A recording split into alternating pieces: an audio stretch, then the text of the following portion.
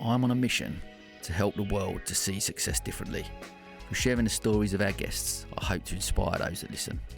This is the Different Hats podcast, produced by H2 Productions. I hope you can join us on this journey.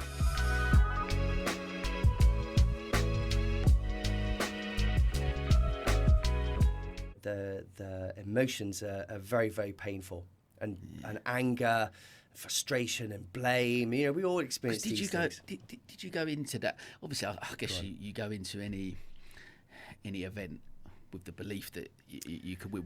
But I guess with where diving was and I guess how far you'd sort of come. But what did you go in with that expectation? Actually, we're gonna get an Olympic medal here in Sydney. Was that before you went in? Yeah, so I think we went in with the hope and the understanding that if it all went well, it could. And in retrospect, in hindsight, I went in and took it too seriously. I was too focused on the outcomes. Yeah. You know, and that was one of the big learnings from that when you evaluate your performance. Like, you know, what did you learn? What would you do differently next time? What would you keep? What would you change?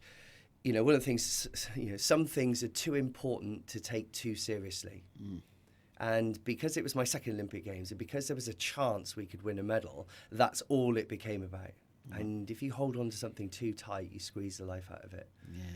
And that's kind of what happened there. You know, it wasn't just because of the Germans. It wasn't because of our last dive. It was, you know, there's lots of things. It was actually the approach didn't serve us. The expectations, potentially not expecting to win a medal, but like focusing so hard on winning a medal that you are concentrating on the wrong thing. The outcomes take care of themselves. It's the performance that you've got control over. And if you know what performance you're aiming for, then it all becomes about the process. Wow. And, you know, that for me was the hardest lesson, but also the greatest gift, because the next 4 years after those games were the hardest of my life, and I would have never made it through that Olympic cycle to compete again because of what happened if I'd have already won a medal. Because as soon as it got tough in that cycle, I'd have gone, well, I've already won an Olympic medal, I'm out. And the reason I made it through the 2000 to 2004 cycle and managed to stand on that podium and overcome the challenges that I endured during that time is because of the fourth place and that frustration, that away from motivation. You know, there's nothing more effective. You know, this isn't how you should do. So there's towards motivation, which is the desire to perform and go after, you know, your goal, if you want, or ambition.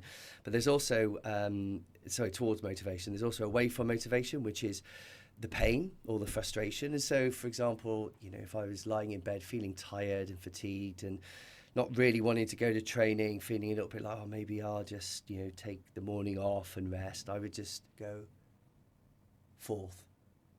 And then that would be it. I'd spring up into action. And so you could use these things. It was fuel, but then I wasn't driving myself with bash myself fourth every day. It was just at the right time.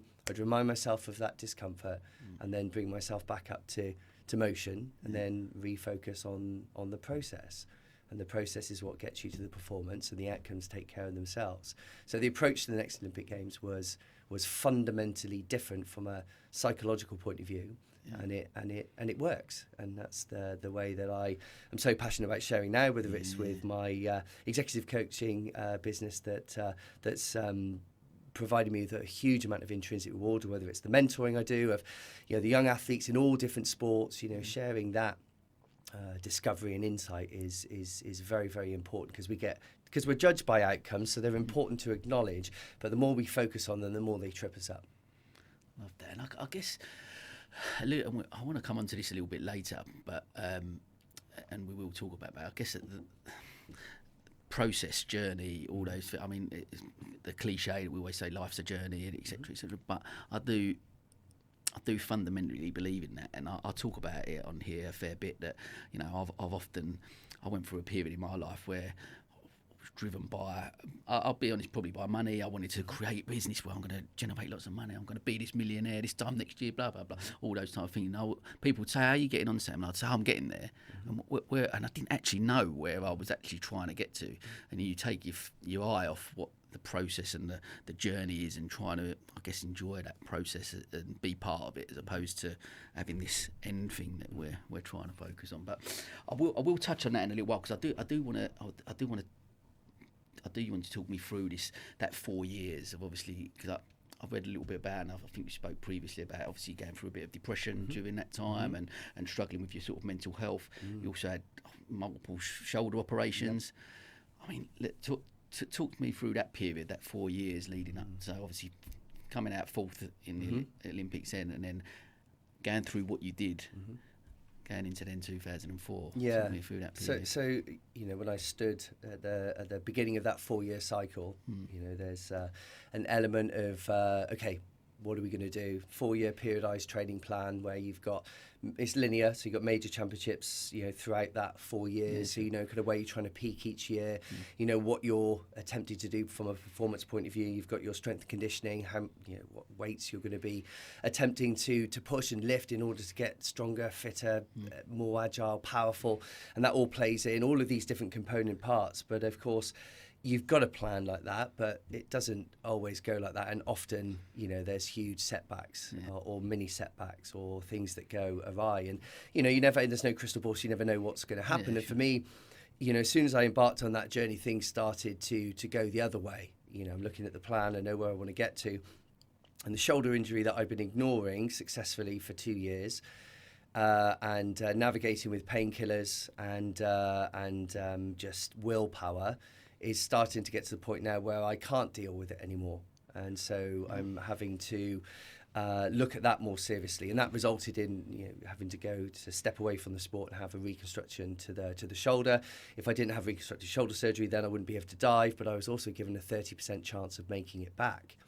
And this was the first time that I'd ever, been out with such a serious injury, and, that disillusionment and the will I, won't I ever get back, 6 months of painstaking rehabilitation. And that first surgery I did make it back, and I was kind of pushing too hard to get back. And, in hindsight, you can only do what you can do.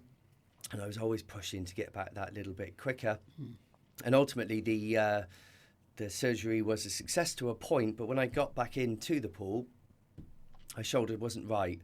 So I went back to, for what I was hoping would be reassurance 6 months later, 7 months later. But I was told the first surgery hadn't quite worked and I needed another.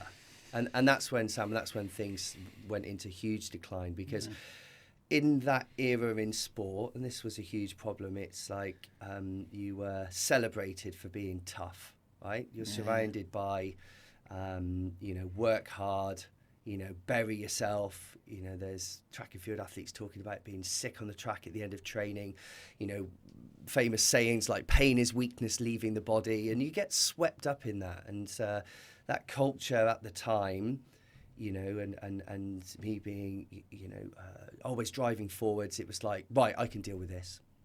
And the way I dealt with it was just knuckling down and getting on with it, kind of shutting out everything and everyone.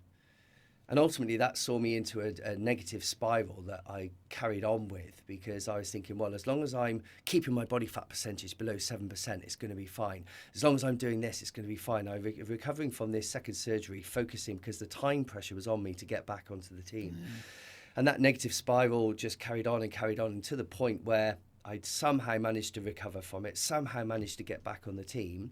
But I was massively underperforming. This was 2002, so halfway through the Olympic cycle. And I remember the point where the wheels came completely off was when I decided that I was giving up, because I'd done everything I could. And I stood on the poolside, we were in Spain, tears rolling down my face for the first time in 10 years or so, and uncontrollably sobbing, because I'd done everything I was convinced that I'd done everything. And that was the moment that things turned around. And there's always people who play a part. And Steve Foley, who was I regard him as a mentor at the time. He'd been a diver before. He's part of the leadership team, not my coach. And he just gently put his hand on my shoulder. I remember it clearly. And he just said, "Hey, Leon, remind me why you do this crazy sport, diving."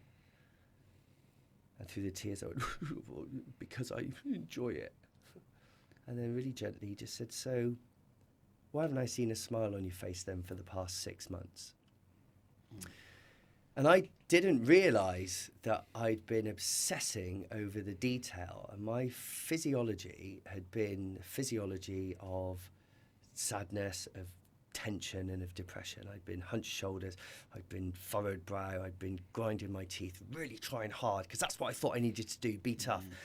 My parents, my friends would go, how you doing? I go, I'm fine. I go and see my sports psychologist and I go, yeah, I'm focusing on this, I'm focusing on that, I'm focusing on this, I'm focusing on that.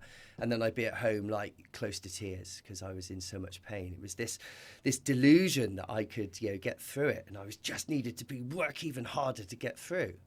And that moment, that aha moment, it was like, of course. Why did I choose this bloody sport when I was 11? Why did I embark on this journey? There's no money in it, there's no fame in it. That's another reason. It's because it put such a big smile on my face. I loved the thrill of moving in this way, of challenging myself, doing a handstand on the end of the diving board, up above, like all these multiple spins, hitting the water at over 35 miles an hour. It's like bonkers to do that, but you enjoy it. It lights you up. So the one change I made when I went back to training 2 days later was I put a forced smile on my face, and it was forced because my muscles weren't used to it. But of course, now I know, and I've done tons of research into this, that physiology and emotions are a two-way street.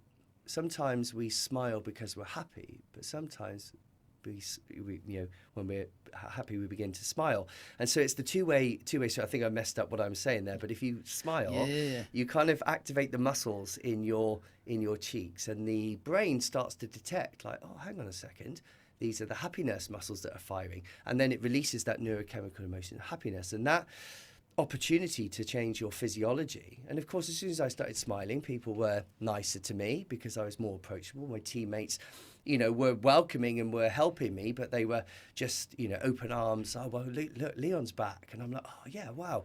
And then, of course, my buoyancy, my energy, that drive comes back, and that negative spiral starts to turn the other way. And it's amazing how quickly it turned around, because I only had a few weeks before the Commonwealth Games in Manchester, and that negative spiral went the other way, and then 4 weeks later I narrowly missed out on the gold medal in front of a home crowd at the Commonwealth Games. And that period there of learning and turning that around, thinking isn't the solution to our problems. It's often the cause, especially when we get in overthinking. And I was in a state of overthinking, paralysis by analysis, concentrating on all the details, and I just needed to go up and remind myself of the bigger picture, the reason why. And so now for me, that's informed so much of my interest, so much of my learning through my mentoring, through my coaching, through my speaking, is that physiology, your performance is a product of your state, your emotional state. And let's simplify that. There's two states. There's the right state, which is cool, calm, collected. That's where your parasympathetic dominance. That's where you access your best movement, your best thoughts, you articulate whatever you're trying to say. And then you've got a right state, which is where your body's full of tension, you're sympathetic, you're in fight, flight, freeze, and that's where you don't want to be. And the easiest way to change your state is by changing your physiology. Wonderful research by Amy Cuddy and her team. Power posing is becoming more popular now. Changing your physiology has a huge impact on your emotional state. And we can look at things I'm passionate about, like breath work, which is a huge thing now, as it should be, and how much of an important part that plays when you're trying to compose yourself to do a dive or to do a presentation or to pitch or to anything, or any of the listeners.